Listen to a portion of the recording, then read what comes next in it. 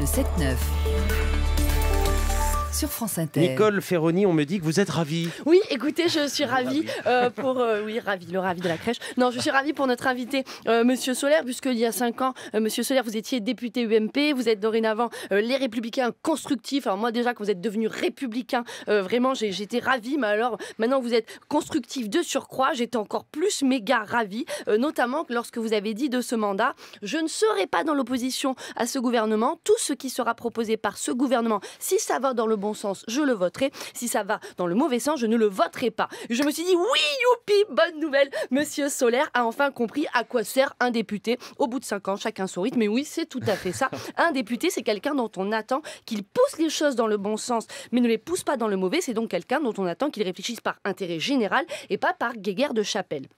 Car vous l'avez dit vous-même, on ne peut pas être dans une opposition systématique. Les Français ne veulent plus de ça, ça ne sert à rien. Et c'est vrai, ça sert à rien. Je regardais justement à ce propos certains de vos choix dans le mandat précédent, quand vous étiez dans l'opposition face à Monsieur Hollande, mais que vous n'aviez pas encore eu la bonne idée d'être constructif. Et je me dis, oh là là, mais quelle position de vote incohérent. Vous vous rappelez, la loi sur la lutte contre la fraude fiscale, vous avez voté quoi? Vous avez voté contre. La loi sur la transparence vie publique, vous avez voté quoi? Vous avez voté contre. Et la loi contre la corruption, vous avez voté quoi? Vous avez voté contre. Oh là là, c'était une opposition figée, primaire, tellement pas constructive que ça ralentissait tout le monde. Ça ralentissait le progrès social, les Français, et ça ralentissait le Parlement. Et donc moi, je comprends complètement que le nouveau Parlement de M. Macron n'ait pas eu envie d'avoir ce type d'opposition qui ralentit de la sorte. Et je comprends même complètement, même si ça n'est pas fair-play, le choix du nouveau Parlement de confier l'opposition à des gens qui sont d'accord avec eux. Mais oui, parce que quand vous confiez des postes d'opposition à l'opposition, ils s'opposent. C'est fatigant.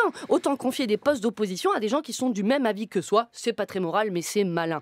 Et là, je me suis dit, oui, c'est vrai que c'était très malin que vous soyez devenu questeur. Alors, certains vont dire questeur. Qu'est-ce que raconte Ferroni?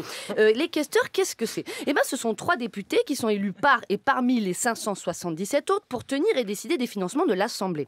Donc, les questeurs élaborent le budget, gèrent les crédits, engagent les dépenses. Et comme l'explique le règlement intérieur de l'Assemblée, article 15, alinéa 1er, aucune dépense nouvelle ne peut être engagée sans leur avis préalable. Et jusqu'à présent, pour des raisons évidentes de transparence et de contrôle, l'usage voulait que si 2 questeurs viennent de la majorité, le 3e soit issu de l'opposition, afin que ce dernier surveille que les 2 premiers ne fassent pas n'importe quoi de nos deniers. Sauf que cette année, voilà pas que, alors que vous vous définissez comme Macron compatible, ce poste d'opposition vous a été attribué. Tout ça parce que sur le papier, les constructifs sont encore dans l'opposition. Et ainsi, les finances de l'Assemblée sont désormais tenues par 2 macronistes d'un côté, vous Macron compatible de l'autre, qui pourront décider des finances de l'Assemblée en toute compatibilité. Et je me suis dit, mais voilà une excellente idée pour mes propres finances, je devrais faire pareil. Ainsi, je mettrai mon père à la tête de la hiérarchie de Radio France, opposé à lui ma mère en tant que syndicaliste en chef, et ma mère, la syndicaliste, portée par un vent d'opposition, ira voir mon père pour lui dire « Oui, c'est pas normal, ma fille devrait être plus payée », et mon père, le patronat, lui dira « Mais j'allais le dire », et ma mère dira « Ben, puisque c'est comme ça, on est d'accord », et mon père répondra « Mais oui, sinon tout de suite »,